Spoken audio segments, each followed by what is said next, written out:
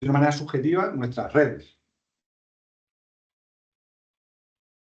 A lo mejor de lo que nos está hablando es de la capacidad que tanto los hombres frente a las mujeres, y tanto la generación baby boom frente a la generación Z y la millennial, tiene de detectar que, en primer lugar, tiene un sentimiento, y en segundo lugar, ese sentimiento se le puede llamar, o lo podemos considerar dentro de la soledad, de lo que podríamos considerar como soledad, ¿no? La socialización entre hombres y mujeres, tenemos bastante claro que es una socialización en cuanto a las emociones bastante diferente a la hora no solo de detectarlas, sino también de expresarlas. Algo que supone un problema a la hora de abordar investigaciones como esta sobre soledad, especialmente en contextos rurales,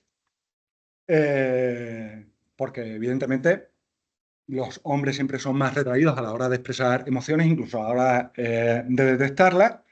Y, evidentemente, las generaciones más jóvenes, la educación emocional de generaciones más jóvenes, pues no va a detectar un sentimiento, ni va a expresar un sentimiento como soledad por muchísimos condicionantes referidos a la socialización que han tenido a lo largo de su vida, que una generación, pues como nuestra o vuestra, si queréis hacer esta diferenciación.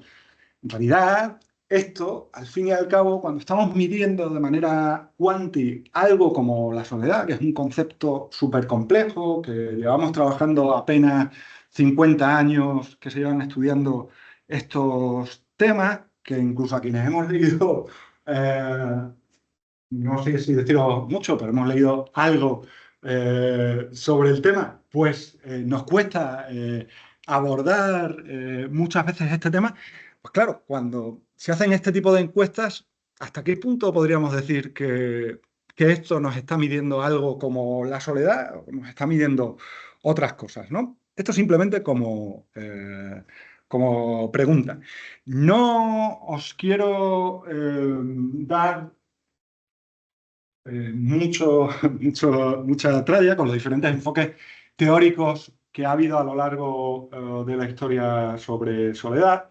Hay otra, Oscar Barrios Formoso, no sé si te suena, es antropólogo de la Complu, está haciendo una tesis sobre soledad, ha sacado hace creo que 2 o 3 meses un artículo que es no recuerdo exactamente cómo se titula, en la revista está de la V de Antropología, la revista... Papers. Sí, Papers, no es Papers. Bueno, no, el de Papers es una reseña, creo que tiene sobre el libro sobre otro libro. Es de la revista, el artículo se llama Hacia una cartografía teórica. Ese es el de Pelter. Ah, vale, pues ese. Bueno, ahí analiza de una manera maravillosa. A mí me hubiera venido genial este artículo hace 6 años y os digo, me sorprendió bastante porque hace un análisis bastante riguroso, muy metódico y algo que, por lo menos yo, y le he echado unas horas esto de leer sobre soledad, no me había encontrado, que los diferentes enfoques teóricos que han tenido los estudios sobre soledad. Él, pues bueno, hace una serie de categorías y plantea cómo a la hora de abordar la soledad, pues ha habido muchos y muy diversos enfoques, algunos contradictorios, otros que en algunos puntos se acercan. Si os interesa, yo creo que lo mejor que podéis hacer es acercaros a este trabajo. Como os decía, esta mirada evolutiva genética de la soledad como dispositivo biológico que es universal, nos diría que todos los seres humanos sentimos la soledad de la misma manera, al igual que sentimos hambre y sentimos sed. Esto tiene sus discusiones y sus debates seguramente en un espacio como este. La mayoría de miradas a la soledad se han hecho desde enfoques psicológicos, bien sea más bien desde el conductismo, como una falta de refuerzo social, el psicodinámico, que es aquel que han trabajado los que inauguraron los estudios de soledad, Fromm, Richman y y Weiss, que trabajó más tarde, o cognitivo, con esa discrepancia entre las relaciones que uno tiene y uno desea. El enfoque afectivo, que nos habla de un clúster de emociones, que en realidad la soledad no existe, sino que son toda una serie de emociones las que se concentran en torno a ese constructo que llamamos soledad, un integracionista que intenta trabajar con todos, intenta aglutinar un poco pues esas sensaciones de aislamiento, de discrepancia entre aquellas relaciones que yo deseo y quiero y aquellas que tengo. El existencialista, pues bueno, esa condición más, sobre todo, casi filosófica, de condición también universal, existencial de la soledad, y evidentemente el sociológico, socioantropológico, que bebe de todos estos sociólogos de la anomia, pero que también rescatan más tarde y que sobre todo se refiere a esas condicionantes estructurales, estos condicionantes de los procesos y las estructuras sobre el sujeto para que aparezca ese fenómeno subjetivo llamado soledad. ¿Vale? Yo os recomiendo que si os interesa un poco el tema, de verdad que ese artículo está muy bien también el Special Issue de la revista Transcultural Psychiatry, aunque tiene mucho enfoque sobre, quizá en exceso, para que yo trabajo sobre una mirada psicológica o casi psiquiátrica a la soledad, sí que hace un enfoque transcultural bastante interesante. Y sobre antropología, básicamente, se ha escrito muy poco. Desde la antropología se ha escrito muy poco sobre soledad. Está este trabajo sobre Anthropology of Loneliness. Hay otros trabajos anteriores, incluso Margaret Mead tiene un texto en un libro que es un compendio muy, muy grande de artículos y artículos, pero Margaret Mead en el 76 escribió un texto para una conferencia sobre soledad en los Estados Unidos, en la infancia y la juventud en los Estados Unidos, que es muy complicado de llegar a ese texto, no está por internet y yo no sé ni cómo, pero llegué a él. Está interesante el texto, pero tampoco es una maravilla. En realidad, sobre antropología de la soledad se ha escrito poco. Yo creo que es un campo que puede ser bastante, bastante fértil a la hora de seguir abordando trabajos de investigación. Nosotros, mis compañeros David, Conde y Lorenzo Mariano y yo, editamos este librito que en realidad deriva de una reunión de antropólogos y antropólogas en Herbás en el año 2021, que estaba pensado para abril del año 2020, pero se tuvo que retrasar, como tantas otras cosas, en el que antropólogos y antropólogas de España y Portugal nos juntamos un fin de semana para que cada cual pensase la soledad. Y como os podéis imaginar, el libro tiene de todo, muy rico, muy diverso, además con pensar la soledad desde la música y desde los silencios, pensar la soledad desde una fiesta de moros y cristianos en Portugal a una etnografía con monjas de clausura. Esto lo que nos viene a decir es que, cuanto menos, la soledad es un concepto, un constructo lo suficientemente amplio como para darnos mucho espacio a la hora de ser abordado. Y en este contexto, pues yo me planteé la tarea de hacer una investigación que me llevase a conseguir un título de doctor en esto de la soledad. porque muchas respuestas quizá no iba a conseguir, acaso más preguntas, pero bueno, mi investigación básicamente en lo que se fundamentó fue en cómo abordo una investigación sobre un tema muy poco explorado desde un enfoque cultural. O sea, ¿cómo puedo pensar la soledad desde la cultura? Si para que haya cultura, lo primero que tiene que haber es relación con un otro, ¿no?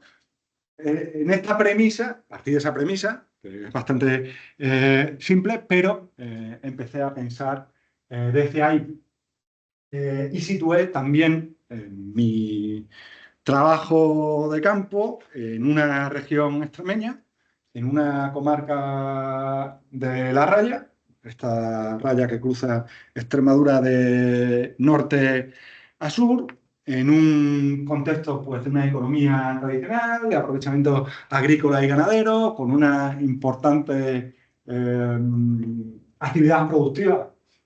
A partir de 1886 eso acabó, pero donde el contrabando había tenido una importancia histórica, eh, donde había una concentración de tierras y de caseríos que, a pesar de que pareciera que concentraba un poco más la población, en realidad la dispersaba cuando empezó a haber ese éxodo masivo a partir de los 50 y los 60, pero imaginaos, os he dicho antes que en los 50 o 60 hubo un éxodo masivo en Extremadura para salir a otras regiones a buscar trabajo, que siguió en los 70 y en los 80. Imaginaos si esta región tenía una importante actividad productiva de contrabando en el 86, cuando se acaba la frontera, y como seguramente sucedió en la frontera entre Galicia y Portugal, se acaba esa actividad productiva, pues esta región ha tenido una migración aún más masiva también a partir de los años 90. Localicé mi trabajo de campo en 8 pueblos de esta región, que eran dependientes de Villanoble del Castillo. La región es el llano y los pueblos, luego os diré los nombres, en realidad los nombres de estos pueblos son inventados, aunque sí estuve en una región con 8 pueblos que dependían de otro más grande. Por razones de confidencialidad de algunos de los relatos que recogí, decidí ponerle un nombre inventado, pero sí que estuve físicamente en esa región, que tiene otro nombre y que tiene algunas características transformadas, pero para que veáis un poquito cómo cómo son este contexto donde se desarrollé mi tesis. Esto es un poco la estimación que yo hice de población en estos 8 pueblos. Como veis, ninguno llega ni siquiera a 100 habitantes. Eh, los datos, si nos vamos a las cifras oficiales, nos dirían que en estos 8 pueblos viven en torno a unas 1000 personas. En realidad, estos 8 pueblos no llegan a tener 200, 300 personas, y que en invierno muchos de estos pueblos no superan las 5 o 6 personas. En este contexto rural de masiva migración y con un alto índice de envejecimiento, es donde yo me fui a encontrarme con esta idea de, oye, ¿qué es la soledad? ¿Qué puedo observar de la soledad? ¿Cómo un antropólogo se enfrenta en un contexto de aislamiento a esto de la soledad? Y a ver qué construcciones en torno a la soledad puede haber en estos contextos también importantemente con un importante índice de envejecimiento. Estuve durante un tiempo viviendo concretamente en el pueblo. Tuve también un problema a la hora de abordar la investigación, porque no os imagináis, pero el 8 de marzo yo salí del pueblo con mi primera etapa amplia de trabajo de campo, entre 3 y 4 meses, para decir, transcribo todo lo que he trabajado y, como muy tarde en abril, estoy otra vez haciendo entrevistas. el 8 de marzo de 2020, ¿vale? Una semana después pasó todo esto de la epidemia y, como podéis imaginar, las dificultades que más tarde tuve a la hora de poder trabajar con personas mayores, personas con problemas de salud importantes. De hecho, algunos de mis informantes y algunas de mis informantes fallecieron durante el periodo más duro y más fuerte de la pandemia. Pero bueno, como os decía, en este contexto tan envejecido de aislamiento, lo primero que me encontré, o la primera de las formas en las que me acerqué a esto de la soledad fue a través de esto que la antropología ha trabajado mucho tiempo, y es pensar en cómo, sobre todo en contextos de envejecimiento, cuando estamos hablando del envejecimiento, este cuerpo viejo, estigmatizado, completamente estigmatizado, ¿no? No sé si habéis leído La soledad de los moribundos de Elías, un librito muy cortito, muy bonito. Bueno, tú que estás haciendo la tesis sobre envejecimiento, seguro que sí. Cómo la sociedad, en realidad, cuando empieza, en cierto sentido, a ver la muerte reflejada en ese cuerpo envejecido, tiende cada vez más a alejarse de esos cuerpos, y también esos cuerpos, esas personas mayores, como tienen ese estigma de envejecer, y cómo sobre ellos está el peso de la dependencia a la hora de poder seguir pensando su vida de manera independiente, aunque vivan en soledad, ¿no? Esa necesidad del cuerpo para poder seguir siendo independiente, que muchas de estas personas expresaban en los relatos continuamente, ¿no? Y también me acerqué a esta soledad, desde la cultura,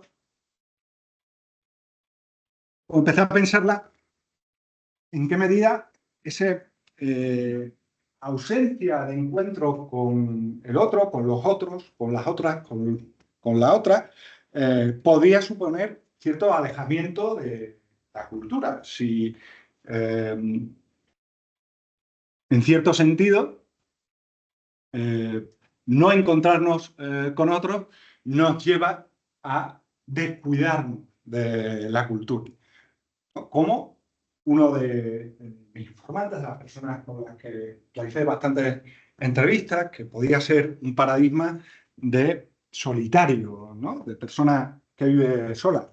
Pepe, que es un cabrero de pueblo que en este caso llamé Bateles, pero es un pueblo que existe. Pepe falleció ya, pero es un cabrero que durante años ha trabajado con cabras en la sierra, y es esta imagen arquetípica que en Extremadura me la he encontrado en este contexto, pero me la he encontrado también en otros pueblos, de hombre cabrero que está todo el día en la sierra, que no habla con casi nadie en estos momentos, que no tiene familiares, que vive en Bateles. Bateles es un pueblo que en invierno, con suerte, tiene lo que podríamos considerar 7, 8 habitantes, ¿vale?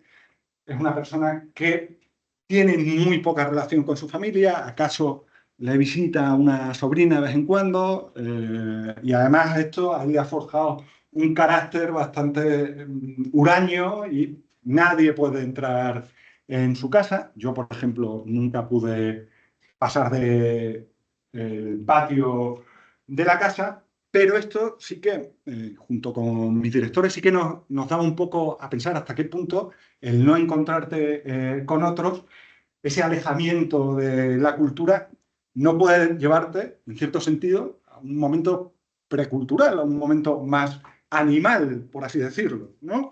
Hasta qué punto esta idea de, oye, ¿qué más da descuidar ese olor corporal? ¿Qué más da ducharme si no me voy a encontrar con nadie, ¿no? Otras ideas que tenían que ver, por ejemplo, con la alimentación. ¿Qué más da comer o no si no tengo ese otro alguien con quien comer, con quien conformar la comensalidad, que al fin y al cabo es ese encuentro cultural que tenemos en torno a la comida y que también nos alimenta, ¿no? Pero bueno, sobre todo, y lo que os quería traer, estas son algunas de las ideas previas. Lo que me acabé encontrando, y es la idea que quiero que os llevéis, por simplificarlo mucho y tampoco por extenderme mucho, es que especialmente hay una soledad diferente entre hombres y mujeres. No solo en la forma en que se percibe y se expresa, seguramente también, sino en la forma en la que esas personas consideran que viven o no en soledad. Esto hay muchísimo trabajado. La tesis de Donio Belegarde es una socióloga que ha trabajado el envejecimiento. De hecho, te señalo porque eres el que... ¿No la conoces? Es una profesora de la Universidad de Valencia, si no me equivoco, y ha trabajado con mujeres mayores viudas. Creo que todas siguen residiendo en su casa. No sé si han trabajado, o sea, se ha trabajado también con residentes. Por cierto, mi intención, una de las intenciones de mi tesis, de hecho, el papel debe estar por ahí, fue rellenar todos los papeles para para conseguir que la Junta me permitiese entrar a una residencia para personas mayores, poder hacer trabajo de campo. No sé si ha sido tu caso. Lo voy a intentar. Lo vas a intentar. Vale. Yo conseguí el papel, parece broma, en diciembre del 19. Cuando preparé todo para empezar, o sea, uno de los primeros correos que me llegaron fue básicamente esta idea que se te borre de la cabeza. No sabemos hasta cuándo, pero mi idea era enfrentar un poco esa soledad de las residencias, cuando en realidad hay cierta relación con otras personas, pero son otros extraños muchas veces. No sé, ahí me parecía que había mucho que pensar y que abordar.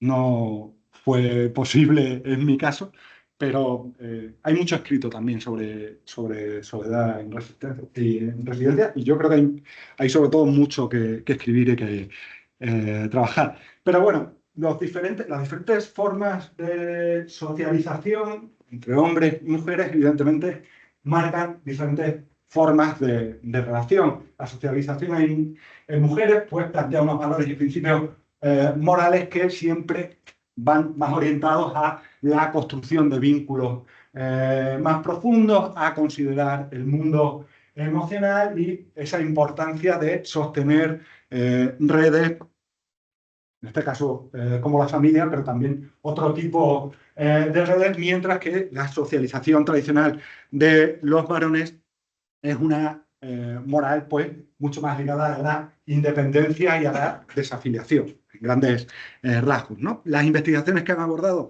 la soledad,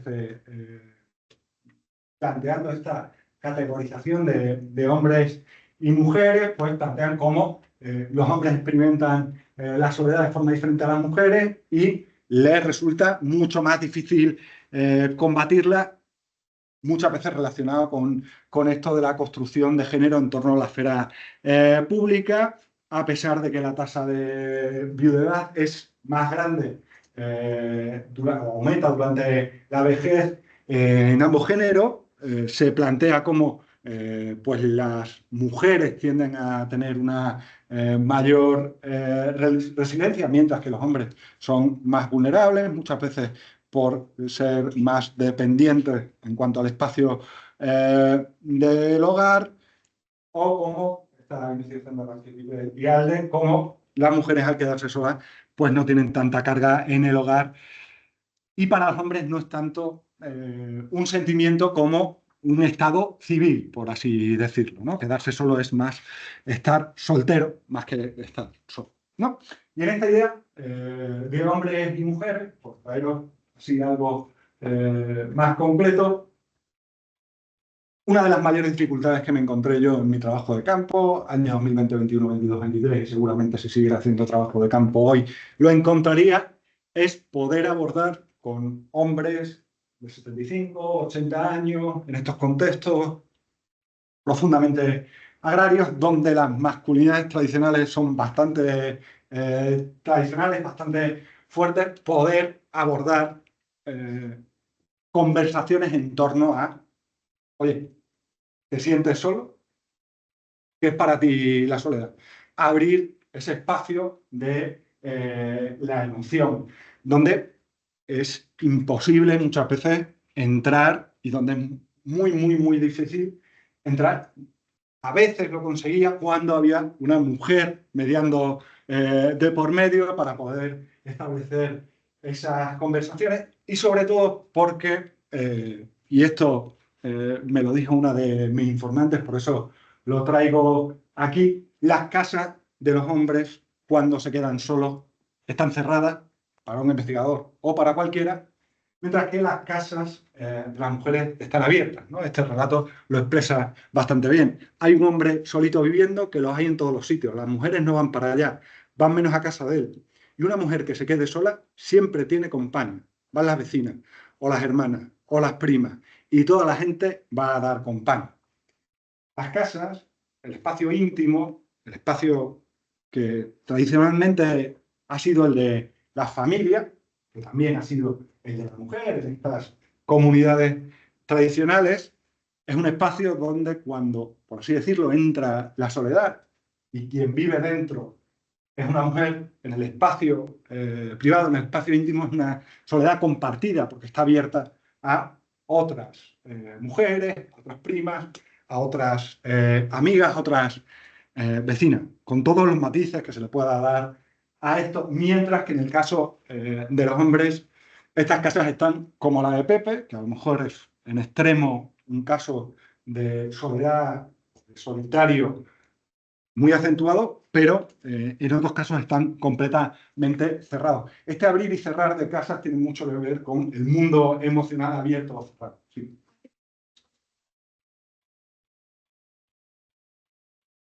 Claro, es que con estas cosas juego mucho, igual que luego os comento sobre ausentes y presentes, ausentes que verdaderamente están presentes y presencias que son ausencias. Pero bueno, soledad compartida es, esta persona está viuda, se queda viuda, está viviendo en su casa, pero hay otras personas, de las pocas que quedan en el pueblo, que sí que van a hablar con ella. No es una soledad completa como a lo mejor es la de un hombre. Si un hombre se queda viudo, o la mayoría de hombres que se quedan viudos, en estos contextos rurales su casa queda clausurada para la mayoría de seres humanos, excepto para una hermana que vaya a limpiar una vez al mes, porque es que mi hermano no se vale por sí solo. ¿Vale? Sin embargo, la casa de la mujer sí que está abierta a la visita de la prima, a la visita de una hermana, y sí que es un espacio en el que a mí como antropólogo se me ha abierto la puerta mucho mejor y mucho más fácil que en el caso de una mujer. Con soledad compartida me refiero a es una persona que siente soledad, que en sus relatos y en sus conversaciones habla de que se siente sola. Esto también es bastante diferente, como comentaré, entre hombres y mujeres, pero que sí que comparte tiempo y sí que tiene relaciones sociales con otras personas, incluso en el espacio doméstico. Y la casa, para muchas mujeres, es un espacio de resistencia frente a esa soledad. Y aunque esto suene contradictorio también, quedarse sola en casa es una forma de resistir frente a la posibilidad de acabar en una residencia, aunque en la residencia vaya a haber otras personas y no esté solo. ¿Vale? Este juego de contradicciones que puede parecer un poco absurdo, pero ¿por qué? Porque sí, yo quiero estar en lo mío. La casa se siente como una parte personal, tan ligada a la historia familiar personal, tan ligada, que salir de lo suyo, aunque en su casa esté sola, y se vaya a estar en otro lugar con otras personas, sería vivir más en soledad de lo que esta persona expresa. Vivir. Y esta idea de resistencia que se puede encontrar en el hogar de las mujeres, no lo encuentras cuando el que se queda es el otro, el hombre. Otra de las mujeres me hablaba, oye, menos mal que me he quedado yo sola.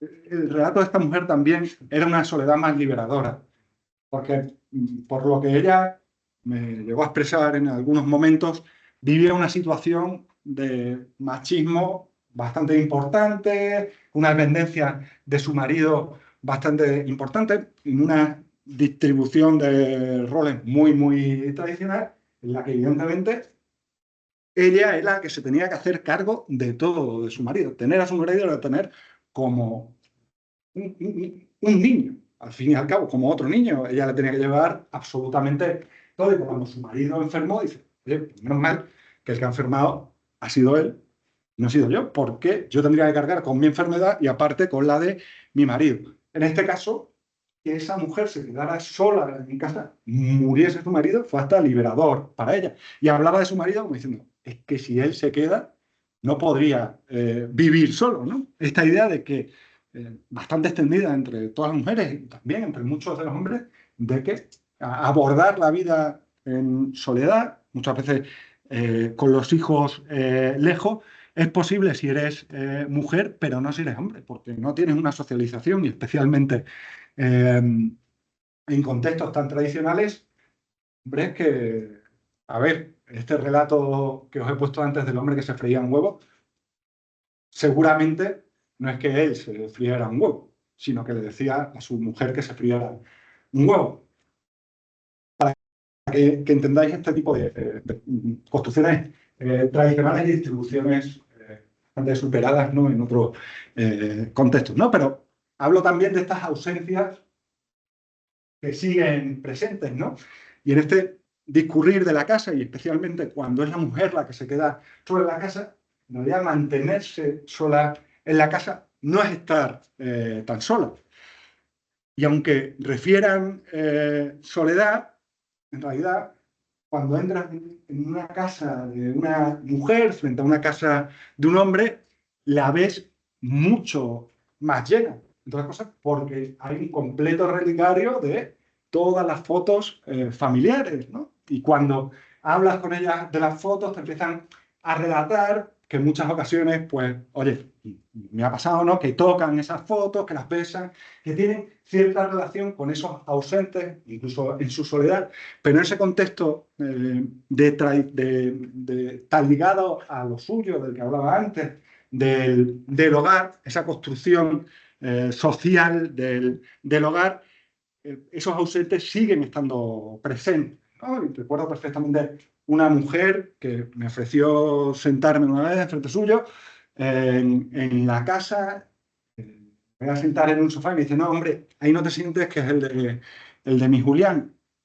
Y me senté en una silla y digo, su Julián está muerto. Evidentemente, en ese sofá seguía sentado, por así decirlo, su Julián, porque era el suyo, se sentaba frente a ese sofá. Seguramente cuando no estaba yo, incluso habría veces que le hablase, ¿no? Esta idea de que incluso en las ausencias, cuando estas personas se mantienen en el hogar, siguen manteniendo ciertos vínculos con esos otros que se fueron o que fallecieron, y que se sigue manteniendo en ese espacio en el que, repito, aunque estén solas, pueden seguir manteniendo relaciones con otros no humanos también, como planteadas, ¿no? No quiero excederme, pero también otra de los planteamientos, y esto sí que seguimos trabajando en un proyecto de generación del conocimiento que hemos conseguido este año, que es la alimentación, envejecimiento y soledad. Y es algo verdaderamente interesante porque el espacio simbólico del comer, esto está bastante trabajado, pero aún así se pueden seguir realizando investigaciones muy bonitas. El espacio simbólico del comer es el que muchas personas refieren como el espacio de la pérdida, en el que mejor se representa la pérdida, ¿no? Sentarse solo, sentarse sola a comer es lo que en muchas ocasiones mejor refleja la soledad, ¿no? Aquí traía un par de relatos. Es la hora de comer, pero yo no tengo hambre porque tengo la comida que no me gusta y tengo que tragar, pero es verdad, yo me acordé de eso y digo, hoy las voy a meter a triturarlas y verás cómo es solo tragar y tragar. Hago eso y las como mejor. Este relato es de de una de las mujeres con las que mantuve varias entrevistas, y esto se refería a las lentejas. Y cómo un plato de lentejas puede traer a sus recuerdos una nostalgia. Era un plato que a ella no le gustaba especialmente. Era un plato que, según lo que ella dice, que decían su marido y sus hijos, le salía bastante bien, pero cuando las hacía, ahora que no estaban ellos, en realidad se sentía muy sola, verdaderamente sola. Y si antes le costaba comer lentejas, a pesar de que le quedaran tan bien, era un momento de reconocimiento por parte de los otros, en el momento en el que ella está sola, dice, necesito, o plantea, necesito comer cuanto antes y pasar este trago. Comer, tengo que ingerir nutrientes, tengo que ingerir este plato, pero lo que necesito es que sea de la manera más rápida y que solo sea tragar. Esta idea de que el comer se convierte solo en comer, que deja de haber todo ese espacio de la comensalidad, y que cuando, en ocasiones como esta, hay cierto viso de comensalidad, se convierte en un recuerdo nostálgico bastante negativo, en el que esta persona tiene que reducir la complejidad de la comida a lo mínimo, ¿no? O comidas que se hacen seguramente, esto en los imaginarios estén más directamente de la olla, ¿no? Sin pasar por un plato, no se viste la mesa. La comida en soledad viene a representar también, en cierto sentido, ese alejamiento de la cultura o esa falta de cultura cuando no hay un otro con quien compartirla, ¿no? O comer directamente latas, como planteaba esta otra de mis informantes. Y si la casa es donde me encontré los relatos de la intimidad y donde las mujeres hablaban más de soledad y de sentimientos de soledad y de aquellas ausencias que en estos momentos no tenían, es el espacio público donde se manifestaba la soledad de los hombres, que a lo mejor también puede resultar ciertamente contradictorio, pero cuando yo abordaba a hombres, y especialmente en espacios de interacción, como pueden ser los bares, también por la calle, o en aquellos sitios en los que pude mantener entrevistas en hogares con aquellos informantes, para ellos, la soledad tiene que ver con el aislamiento social, con la falta de relaciones, pero no con esa soledad más familiar, sino con el que falta es el otro, pero en el espacio de la comunidad. Lo que me falta son otros para echar la partida en el pueblo. No me faltan tanto los hijos como red social cercana. No me falta tanto un sentimiento cercano con alguien, sino lo que me falta es comunidad, me falta pueblo. Y en este sentido, sí que podríamos decir que la socialización de los hombres, esta socialización tradicional, acaba representando soledades que tienen que ver más con el aislamiento social, y que tienen que ver más con cómo se representa esa soledad en los espacios públicos, ¿no?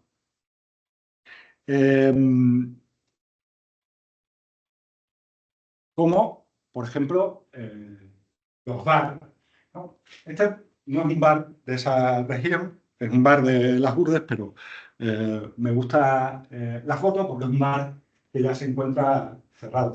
Una de las cosas, de los relatos así muy curiosos que aparecieron al hablar de esto de la soledad con los hombres, fue durante 6 meses en uno de los pueblos donde estuve haciendo trabajo de campo, el bar cerró, porque entre que cogía a una persona la licitación y la dejaba a otro, hubo problemas, estuvieron 6 meses sin bar.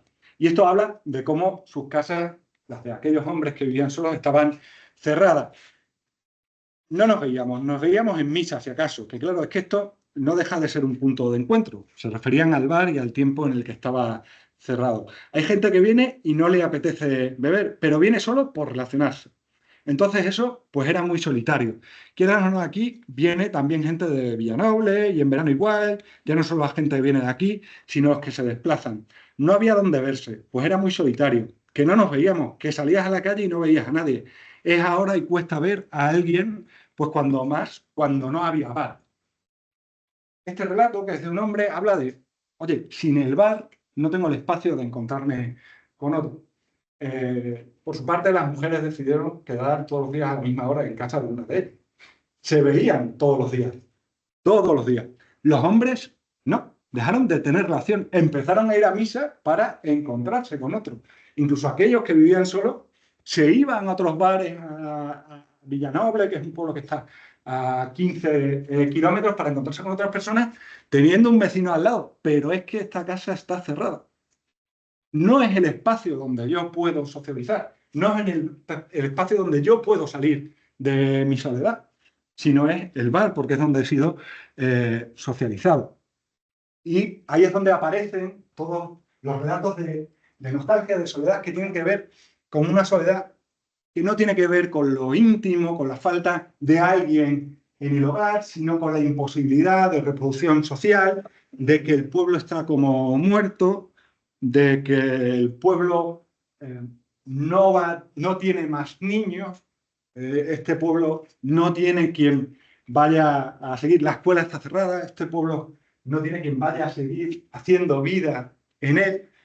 Y cuando le hablaba, cuando intentaba hablar de ellos, de soledad, y les preguntaba, oye, ¿cómo ves tú esto de la soledad? Se referían a esa soledad que tiene que ver con, cierto, como digo en título, con ciertos casos de la vida rural, con ese pensamiento de que una forma de vida se está acabando, que ellos están viviendo un mundo casi que ya no es el suyo, donde sus trabajos ya no los realiza nadie, donde no hay un relevo generacional en el campo, donde no hay un relevo generacional tampoco en el pueblo, y la soledad tiene que ver más con el despoblamiento, con esa comunidad que se ve que no va a seguir, que con un sentimiento personal.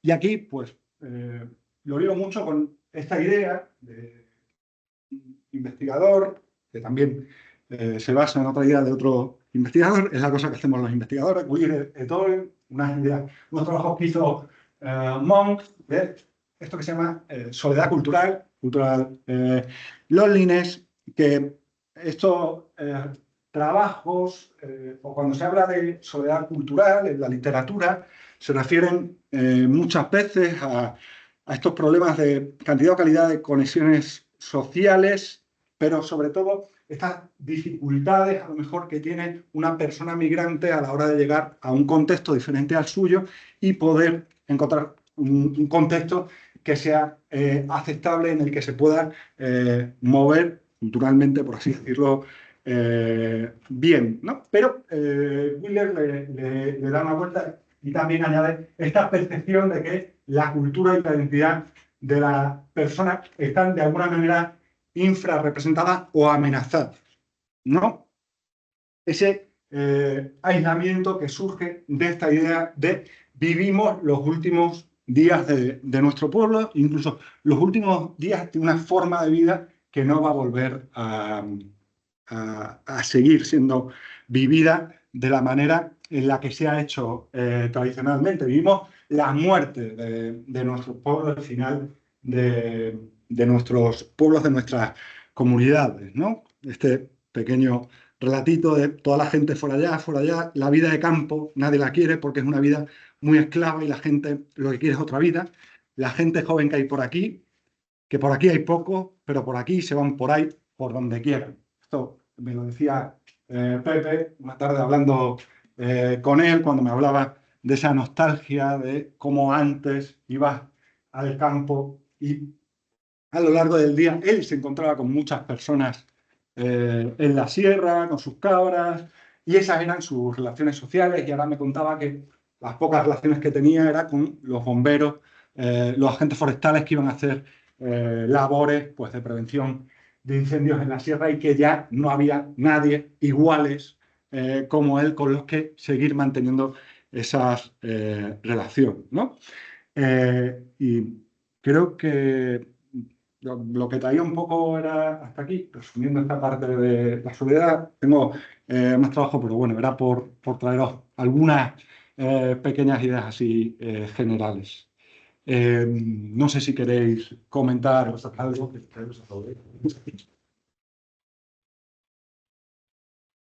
La verdad, nos has dado alimentos precisamente para seguir ahí pensando unas cuantas semanas que duran el curso. Así que, bueno, muchas gracias, ha sido increíble. Hay un montón de cosas que han salido que nos van a permitir seguir pensando. No sé, estamos con energías de hacer una ronda de preguntas para que Como queráis, a lo mejor estáis un poco queremos. cansados, cansadas de escucharme, o aburridos o aburridas. Vale, pues queréis que hagamos como. Bueno, vamos a seguir bien. Nosotros ya nos acercábamos, pero éramos menos personas también.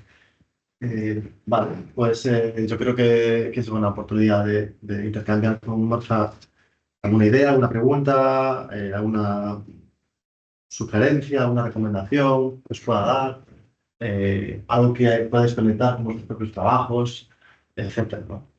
A mí, por romper un poco el hielo, me ha parecido muy interesante. Aparte, te agradezco que hayas tocado temas tan pertinentes a esta materia, ¿no? Estamos intentando pensar también qué relación puede haber, ¿no? En Latinoamérica muchas compañeras hablan precisamente de los cuerpos territorios, ¿no? Y con un guión, de cómo la transformación territorial, económica, etcétera, se ve en los cuerpos, ¿no? Y cómo los cuerpos, la biografía de alguien está vinculada tan estrechamente a cómo envejece su propio territorio, ¿no? Y cómo envejece ese paisaje, ¿no?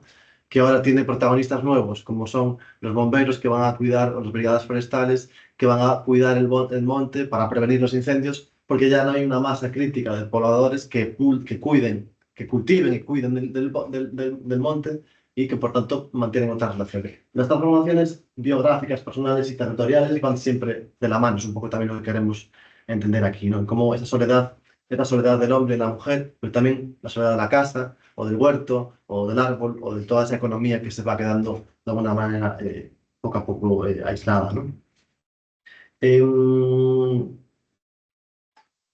Tengo demasiadas cosas apuntadas. Voy a intentar capitular un segundo. Mm, Y también lo interesante que es que mientras hablabas, ¿no? Esa idea de, claro, cómo hacer una investigación sobre la soledad, ¿no?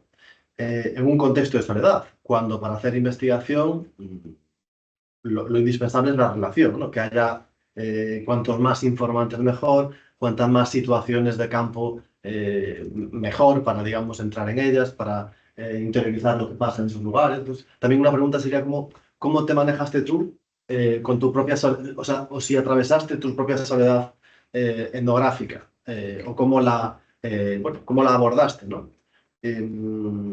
Porque al fin y al cabo, en este contexto, probablemente fuese pues, digamos, el rito por el que pasar, ¿no? Es decir, algo que te informaba de cómo era la vida en ese lugar, ¿no? Y probablemente pocas cosas te pudiesen dar más significados y aprendizajes que sentirte solo, ¿no? O sentirte atravesado por esa soledad. A mí me gustó mucho también ese análisis, ¿no? de la intimidad vinculada al espacio, ¿no? De cómo también se manifiesta diferencialmente según el género, ¿no? Y cómo de alguna manera las casas están abiertas o cerradas en función de, bueno, de qué acceso te dan a su intimidad o qué no, ¿no? Em, una intimidad que creo que es de alguna manera transversal a las tres patas que has tocado, ¿no? Yo pensaba, por ejemplo, la imagen del botiquín, ¿no? Abrir un botiquín, que yo sé, mi abuela, mi madre tiene todas las cajas como también con su propia literatura inscrita, ¿no? Con sus propias anotaciones, bueno para tal, o para Manolo, abrir un botiquín también es como abrir una casa de alguna manera, ¿no? Y luego el tema de alimentación, que es justamente lo que se te mete dentro, es decir, algo tan que puede generar incluso, pues, no sé, gente que no quiere hablar de lo que se alimenta, porque al fin y al cabo se siente que igual no está a la altura de lo que se espera de ellos biomédicamente, o a la altura de esa estandarización de la salud que se nos presupone, ¿no? Entonces, bueno, todas esas cuestiones me parecían como muy, muy sugerentes. De hecho, tenía algo anotado ahí, yo creo que lo abordaste finalmente, ¿no? De cómo, en qué medida las ciencias sociales podrían ayudar o, no sé, hacer pasar el mensaje, ¿no? De manera más próxima culturalmente de las instituciones del saber biomédico. Es decir, hay una unas pautas que seguir, pero tú mismo hablabas de cómo esas pautas que transmitía un médico o una doctora podían ser interpretadas desde, bueno, desde la violencia, desde la distancia, ¿no? ¿En qué medida los trabajos que hacemos en las ciencias sociales podrían intermediar de alguna manera? Que no me gusta la idea de intermediar, pero podrían facilitar, acercar, aproximar o revelar maneras de hacer que acerquen, ¿no? Que no hagan que esos pacientes estén tan distantes. Y bueno, tengo mucho más que decir, pero no quiero monopolizar las palabras, así que seguro que conociendo tenéis también preguntas o reflexiones o... Quería preguntarte algo sobre la investigación. Por ejemplo, ¿quién te ha introducido en la población o en el pueblo? Si ha habido como un efecto snowball o si las personas te aconsejaran a las otras. Y también los rasgos de la población, por ejemplo, si tú tuvo como una edad límite de las personas que has entrevistado y por qué. Y he encontrado también muy llamativo lo que tú has mencionado sobre la soledad de los moribundos, como que también he encontrado también yo en mi investigación ese rasgo de la monstruosidad de los cuerpos de los viejos, vamos a decir así, con las, ¿cómo se llaman? Arrugas, como algo que también la gente tiene como miedo que tocar, que ver, que la vista de esos cuerpos. ¿Y se puede contar un poquito más sobre ese tema o si hay referencia también, otras referencias? Gracias. El otro día, unas primeras sesiones, trajimos a una persona vinculada al proyecto de Hostal España, que es bueno, un hostal que hay en el León, que, digamos, acoge a vecinas y vecinos de las comunidades del interior de Castilla, que en los meses más crudos del invierno abandonan y despueblan esos lugares porque es imposible vivir. Hay un documental sobre... Es también un proceso de antropología visual, de Sí. Entonces, claro, tú hablabas y tenía anotada como una pregunta muy básica. Es que decías que en los momentos, algunos de esos pueblos quedaban 5 personas en invierno. La pregunta es, ¿a dónde van? Que si también podemos conectar con esto que estamos viendo en otras clases, ¿no? Y luego también, a partir de esta cuestión del bar, ¿no? Volví a sugerir lo mismo, porque el hostal, o sea, hace unas semanas pensamos, como muchas veces tendemos a simplificar las categorías o no habitar la raya, no habitar esa frontera entre ellas, ¿no? Y teníamos que un hostal, en tanto elemento privado, generaba unas pautas comunales, incluso más que públicas, de habitabilidad en un conjunto de población envejecida que a lo mejor no conseguía una política pública o una residencia. Y en este caso el bar, que también es un negocio privado, pero sabemos lo que el bar ha hecho y hace para bien y para mal, sobre todo con las asociaciones masculinas, ¿no? Entonces, ¿cómo para ellos era su casa de alguna manera, ¿no? Entonces, ¿cómo también que nos rompan a veces esas dicotomías tan aparentemente claras que tenemos, ¿no? De qué es lo público, qué es lo privado, o qué permite lo público y qué permite lo privado, cuando también hay lugares públicos que son privados, lugares privados que son eminentemente públicos y muchas porosidades entre ellos. Entonces, como también me llama la atención, y así también como vamos conectando las semanas y los conceptos que van saliendo, las ideas.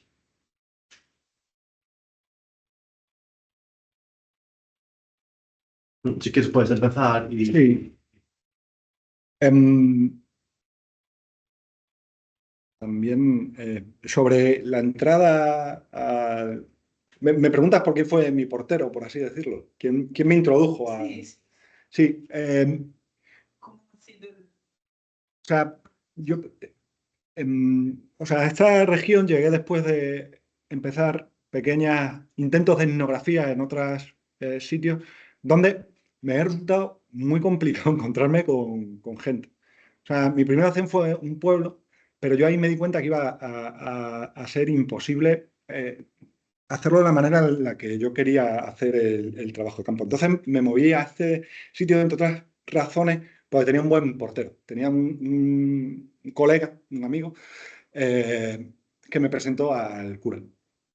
Y claro, esto también me marcó, ¿eh? que cuando vas a empezar un trabajo de campo, cómo entrar, esto lo han escrito muchos, han contado muchas personas, el tema este de los porteros y cómo entrar al campo.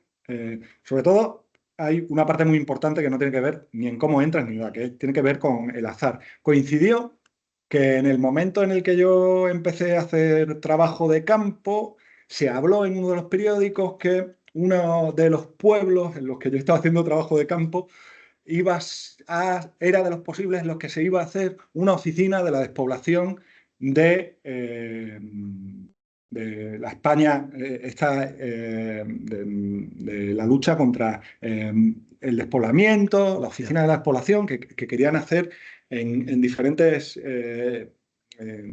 sitios de la España interior, ¿no?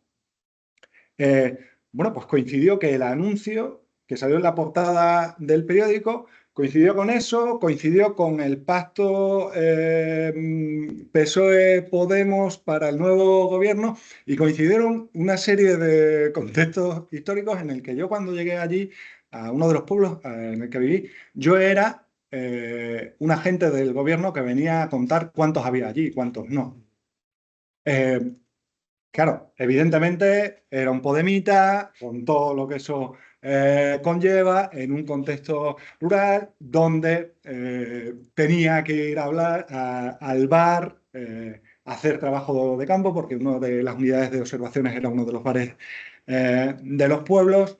Y además, luego descubrí que el sacerdote, que era el sacerdote de todos los pueblos, conocía a todo el mundo, pero no estaba tan bien apreciado como el anterior, porque en comparación no era tan bueno como Don Ángel, que era el bueno. Eh, y una serie de razones, pero bueno, a través del sacerdote empecé a encontrar a gente y luego fue realmente más o menos fácil, porque contactaba con una persona y esta me decía, oye, pues vete a ver a mi prima que está en Encinares o en Bateles, sí, que vive la Juan y la tal y la cual, pues allí no vive nadie, pues pícale a este. Entonces, realmente es difícil porque hay poca gente, pero es más fácil porque en cuanto aparece un tío de 2 metros en un coche que nadie conoce, todo el mundo ya se ha corrido la voz y las 200 personas del pueblo saben que allí hay un antropólogo. La edad, en realidad no la marqué exactamente de los 65. Yo hacía entrevistas con todas las personas, pero sí que las entrevistas más profundas y más extensas y mis informantes principales han sido personas mayores de 71 años. La más joven era 71 años. Luego mantuve entrevistas con personas, y no solo con personas que vivieran solas, sino también con matrimonios de personas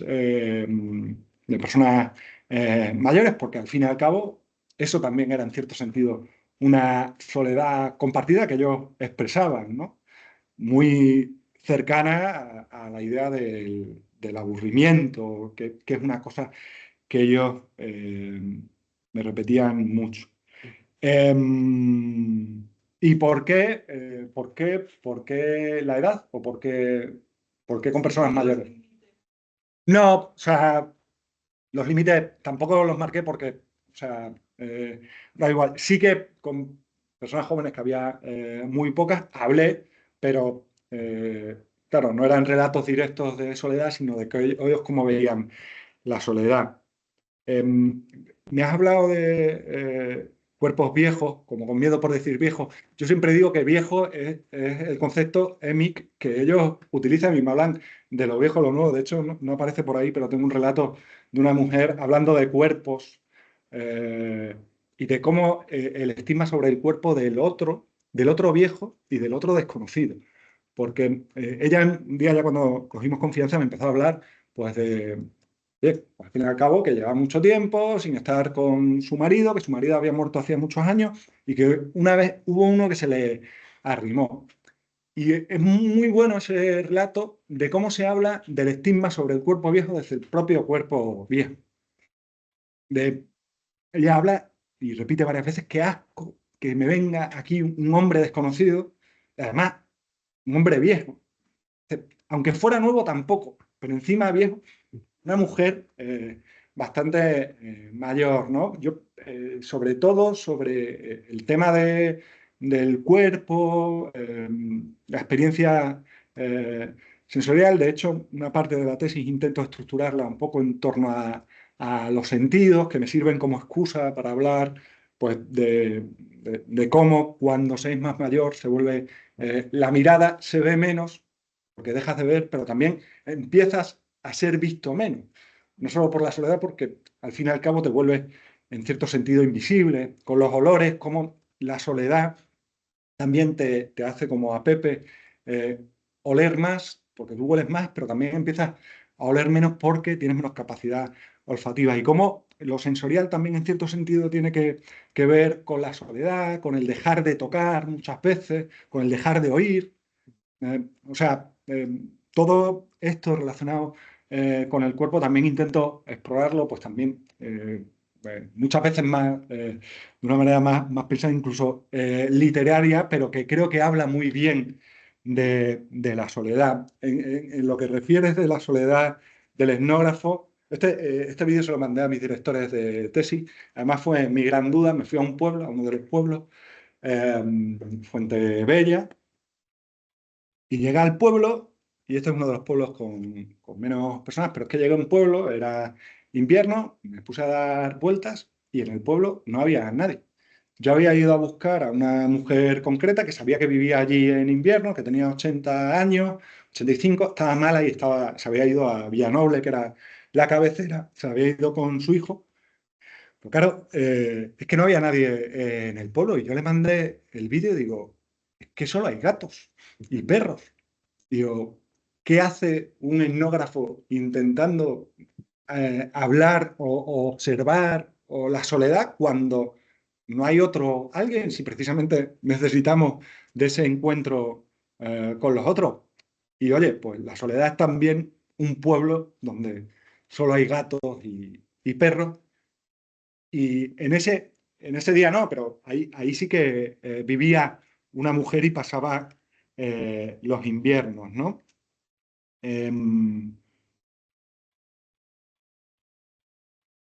Esto que hablabas, por ejemplo, de las neveras, hay bastante rechazo muchas veces Fíjate que hay trabajos hechos muy bonitos. Yo recuerdo uno especialmente sobre cómo se configuran las neveras de las personas migrantes. No recuerdo de qué país africano concretamente era, pero en un barrio concreto de Barcelona, y alguien que había hecho todo el recorrido por esas neveras, y las neveras le habían servido como excusa en realidad para hablar de migración. Pero es que una nevera habla tanto, o sea, Lo que hay y lo que no hay. lo que hay y lo que no hay, aquellas cosas que faltan, ¿no? Hay un paisano mío, Jesús Carrasco, que a mí esto siempre me parece muy bonito. Es un escritor, no sé si habéis leído Intemperie, un libro muy bonito. Habla, en una de las novelas habla de envejecimiento, precisamente. Él vuelve, bueno, el personaje de ese libro vuelve a su pueblo cuando fallece su padre y su madre tiene, no estoy seguro, creo que era Alzheimer, y tiene que acompañarla después de un proceso en el que él había estado en Londres. Pero bueno, él habla de las neveras y habla de una cosa muy bonita, que además digo, oye, esta mirada antropológica es súper curiosa, que habla de cómo una nevera deja de ser un poco nevera como tal, cuando deja de haber esos caprichos que alguien compra simplemente para otro alguien porque sabe que le gusta. Cuando deja de haber ese yogur específico de esa marca que tú le comprabas, en ese caso al marido, ¿no? Y que ya no está, ¿no? Cuando deja de haber esos pequeños caprichos, que son esas mínimas cosas. Sí, también, ¿no? Claro, claro, que habla de cierta radiografía.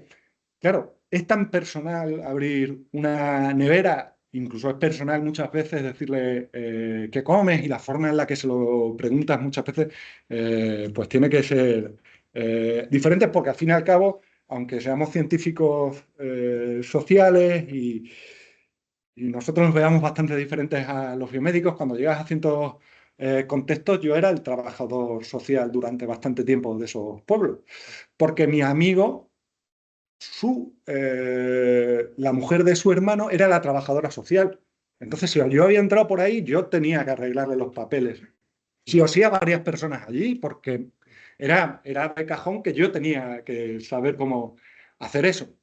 Entonces, es difícil entrar en esos contextos también. Y muy difícil el hacer llegar esto que hablabas de los mensajes sanitarios, pero es incluso difícil establecer algunos diálogos con los profesionales de la salud muchas veces, que le vienes a comentar estas cosas que al fin y al cabo son estas cosas de científicos sociales que para algunos no es ciencia ni es nada, ¿no? Y es muy difícil plantearle la nutrición saliendo de lo estrictamente nutricional, ¿no? La alimentación desde otro punto de vista, ¿no? Eh, y esto que decías de 5 personas, ¿a dónde van? Eh, Claro, es que en algunos de estos pueblos, esas 5 personas a lo mejor, recuerdo además, Pepe estaba enfadado, en el pueblo de Pepe estaba Pepe, que era el cabrero, estaba otra de mis principales informantes, y había otra pareja que ella era prima de esta mujer y Pepe estaba cabreado con esta pareja. Y luego estaba el alcalde. O sea, en realidad es que Pepe lo tenía muy complicado para hablar. Pero es que estas personas, muchas de ellas no se mueven ni siquiera del pueblo, porque no tienen cómo hacerlo. A lo mejor la hija va a llevarles la compra cada 3 semanas. Y si necesitan algo, pues llaman a una prima que va a pasar por allí, por el pueblo. Y en algunos de estos pueblos ni siquiera hay bar donde encontrarte con el otro. Visitas a alguien y demás, pero en esos momentos en los que desaparece el bar, pues es que incluso eh, muchos de ellos ni salían.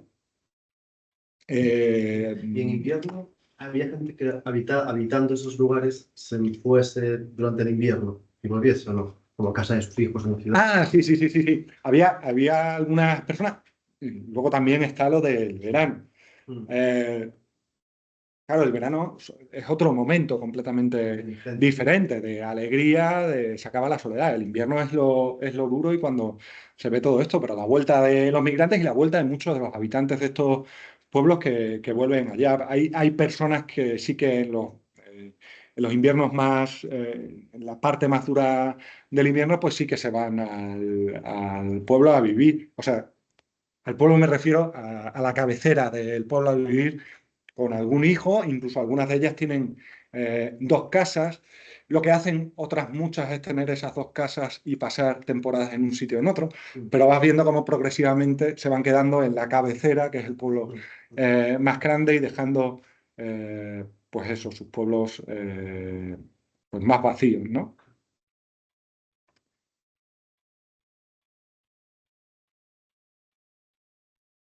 Ay, ¿hacéis algo? ¿No? Es que siento que he hablado mucho y todo ha sido muy claro, la verdad. Ujú. ¿Alguien más quiere comentar?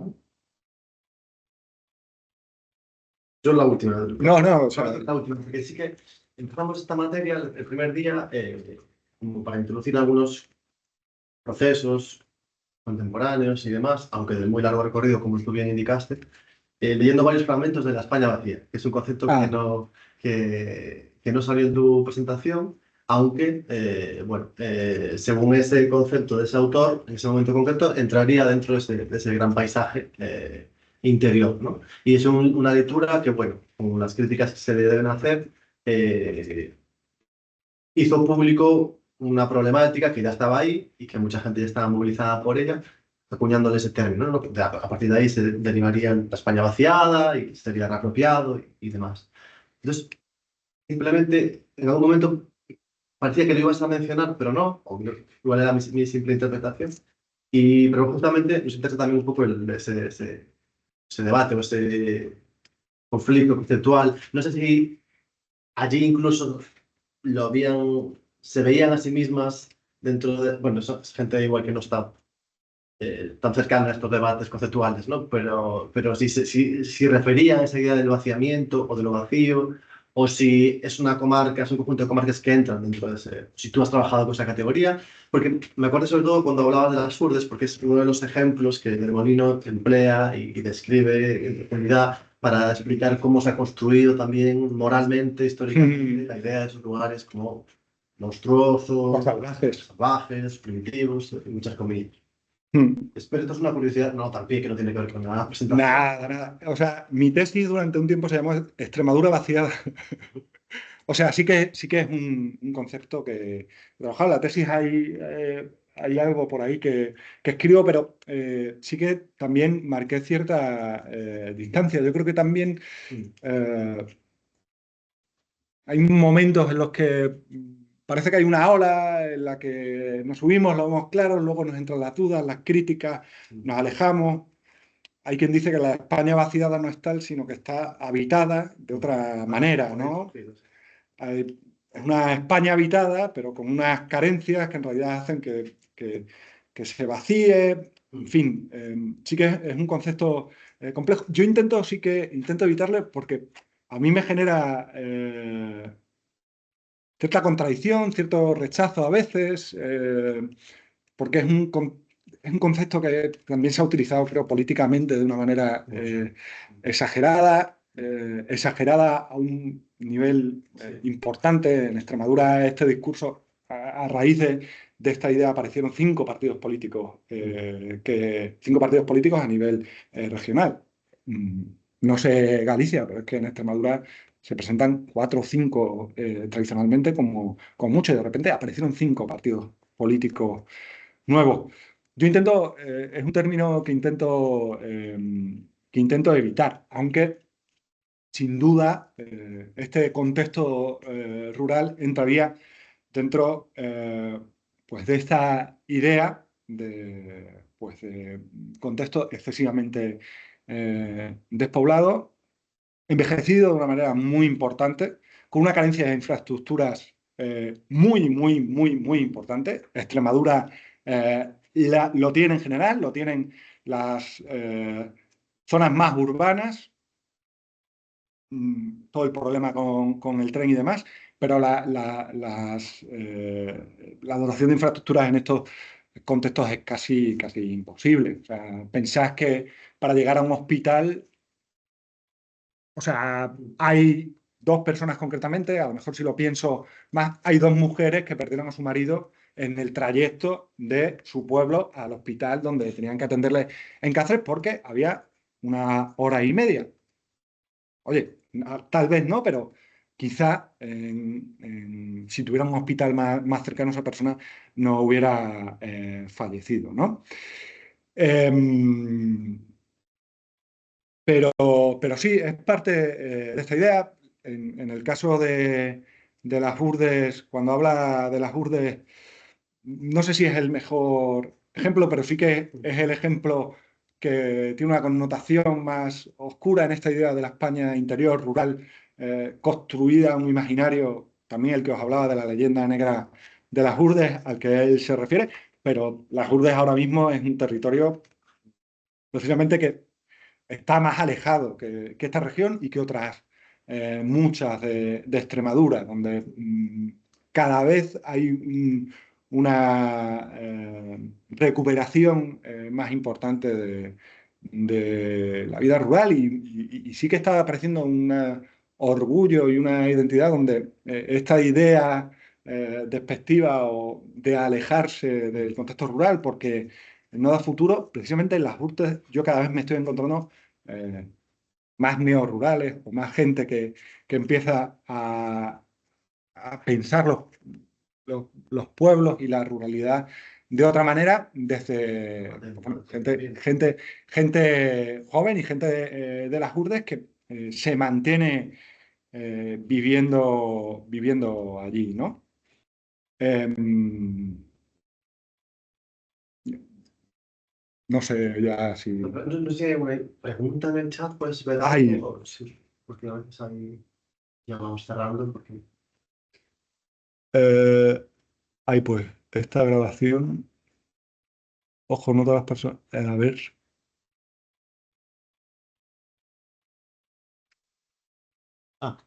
Sí, ahí sí, todavía. Fuera de esa, aún teniendo redes sociales, familiares, te puedes sentir sola, es subjetivo, individual de las personas. Déjalo, ya pasó. Perdona, que no he estado atento. Si quieres ahora escribir si no funciona el micro, escribir ahora una pregunta o... De todos modos, bueno, seguiremos discutiendo estos temas porque nos ha ayudado mucho la presentación. Agradezco también que estén tomado finalmente tanto tiempo y en explicar con detenimiento las cosas, porque también nos interesa ver un poco no solo el resultado final de las investigaciones, sino los procesos, cómo se hacen, cómo se cocinan, cómo se preparan, lo que sale bien, lo que no sale. Eso forma parte y eso también significa y da información sobre las realidades, ¿no? El contexto es muy parecido sí, al rural gallego. muchas Sí. similitudes, algunas diferencias, pero sí. Vale, pues nos damos un aplauso para Borja y... A nosotros y a vosotros aguantarme tanto tiempo sin descansar. Seguimos la semana que viene, ¿vale? Gracias. Bueno, si queréis...